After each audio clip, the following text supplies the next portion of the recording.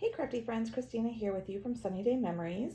This month we are going to be playing with some new papers that likely have not caught your eye because they kind of just blend in when you're looking in the catalog. They are actually on page 116 of the catalog. They are Irresistible Designs, and I'm hoping that they will come through okay here on camera if I tilt them a little bit here. So they have these really cool UV coatings to them. So it's almost like it's a wet embossed tone-on-tone effect, kind of like you've gone and taken white embossing powder and put it on some white cardstock. So you get 2 sheets of 3 different designs. So this first design is this beautiful floral one. And then there is this lovely greenery. Tilting it to the side, hopefully the light is picking up that beauty. And then finally you have this very versatile plaid. So these papers are amazing. There's several things that you can do with them. I definitely think these are a must-have to have in your stash, and I hope that this month you find some great inspiration using them. Today's project, I wanted to create a card where I could show off how you can leave these Irresistible Designs white, and it's still very pretty, but add a little bit of color so it really does focus in on that design. So it's kind of almost like a spotlight effect, and adding in all of the new in colors for this card, which is really fun. So let's go ahead and get started. So this is a standard A2 size card, so it does measure 5.5 wide by 8.5 tall, and then it's scored at 4 1/4. So I'm just gonna go ahead and grab my bone folder so I can get a nice crisp fold on this. So it is a top fold card here. And then I have a piece of the basic black that I'm taking, and this one measures, let's see here, it is 5 inches by 3 3/4 tall. So I can go ahead and glue this onto my card base because it's just gonna go straight there on the center. Next, I'm gonna go ahead and do this fun spotlight effect. So to do that, what I did is I created my own stencil. So I'm taking my piece of the Irresistible Design paper, and this one measures 4 3/4 long by 3.5 tall. And then I took a piece of the basic black, and this one measures 4 inches long by 3.5, so that way it's the same height as the paper that I'm gonna go ahead and do my stencil on. And so I just took the largest circle here from this, the Stylish Shapes dies. I'm using it both for the circle to create my stencil, and I'm also using the little pennant here for my sentiment. So I went ahead and I just cut that out so you can see that's that circle. And then I'm gonna go ahead and you can take some washi tape or some masking tape or anything that you have that's gonna kind of hold it in place. So like I said, I had it be as wide as my paper that I'm going to be stenciling on, and so then I can go ahead and line that up so that it's centered left to right, and then I'm just going to go ahead and tack that down so it kind of stays in place. And I'm going to grab a blending brush, and I'm going to be using our new cloud cover ink. And a note about the cloud cover, so there was a rare chemical reaction with the foam that we use in our regular size ink pads, so they're not selling a standard size ink pad, so you can make your own. You can also purchase this little mini ink in a set of 5. I just ordered a bare blank uninked one, and then I took some of the cloud cover and I just put it onto the ink pad here. Since this is a felt type one, it doesn't have that rare reaction, so you can get the beautiful cloud cover color without having to worry about it shifting and not being the color that you want it to be. So then I'm just going to go ahead and ink up my blending brush, and I'm just going to go in a circular motion, and there is that beautiful magic showing off that lovely pattern that has already been, basically it's like embossed. It's a UV coating that's added onto it. So I'm just going to go ahead and finish this whole area here so that I get that nice blue coverage.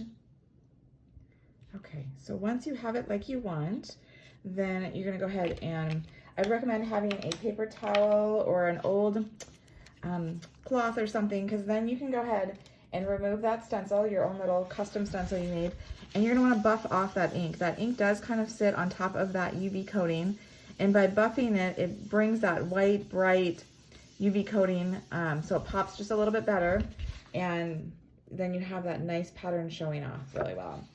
So now I'm going to go ahead and I'm going to glue that directly onto my basic black piece here. So I've got that nice border all the way around. Next, I'm going to go ahead and do my sentiment. So I did want to emboss my sentiment just because I felt like it was a really nice tie-in with this UV coating. So I'm gonna go ahead and I took this die cut of the basic black. I'm gonna take my Versamark ink, and I am using our new Impressions Abloom Stamp Set and the dies. And so I'm just using that thanks sentiment right there. And I'm gonna go ahead and ink it up in the Versamark. And if you haven't used Versamark before, it's a really fun watercolor effect. So it does, when you ink it on a full colored paper that's colored all the way through, not like our two-tone, it gives you a nice watercolor. So you can kind of see how it does say thanks on it already.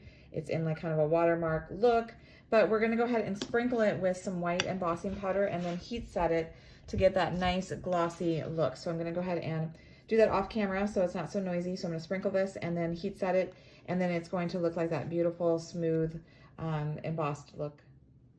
A couple quick tips about your embossing since I did that off camera.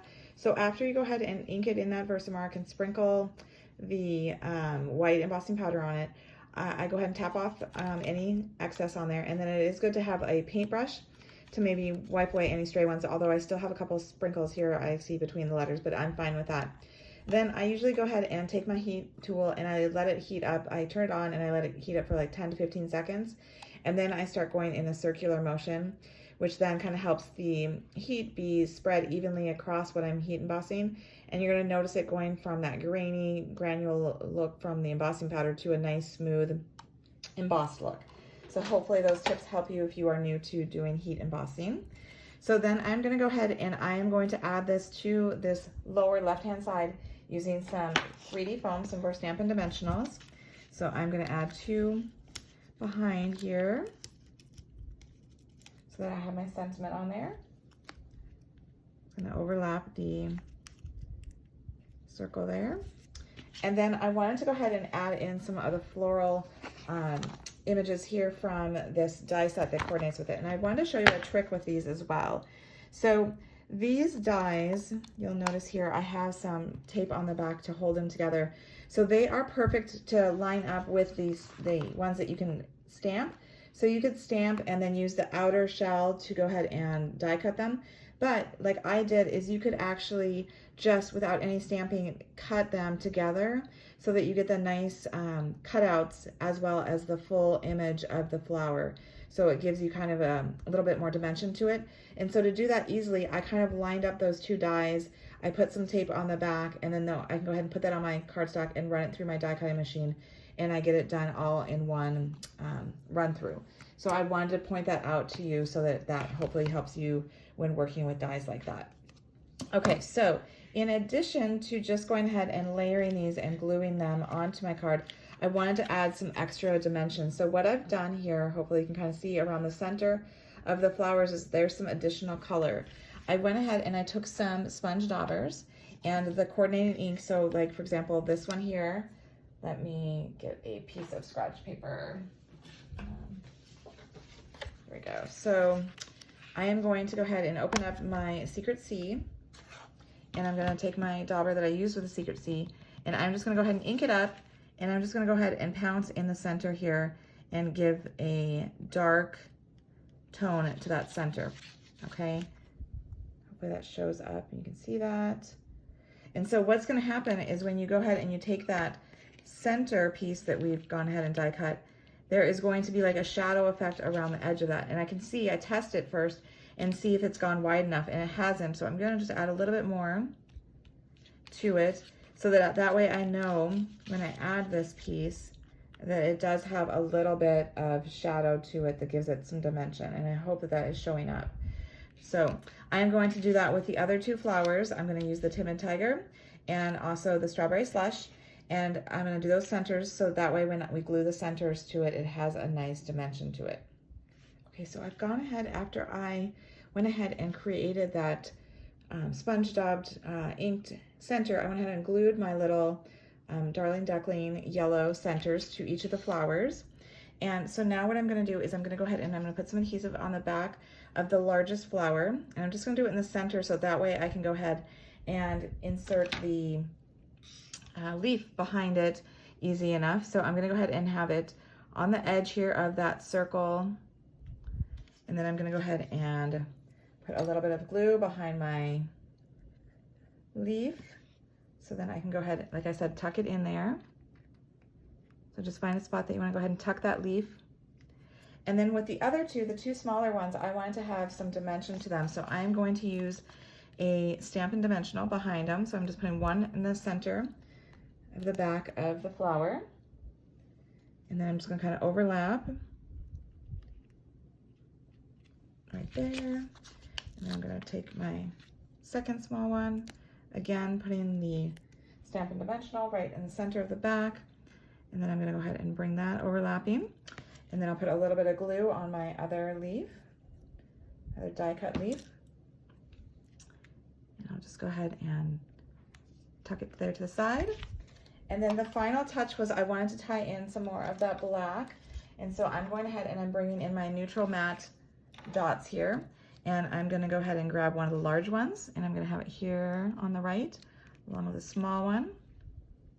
And then one more small one over here to this side here. So it just kind of creates a triangle formation there. So it really draws your eye there to those flowers. And like I said, I love that we're able to use all of the new in colors. And it's also a great way to do your own little stencil to really make this Irresistible Designs paper just really pop. So I hope you've enjoyed it. I hope you've learned something that you will be able to utilize in your own paper crafting. Be sure to like this video and subscribe to our channel so you don't miss future videos. And until next time, stay crafty.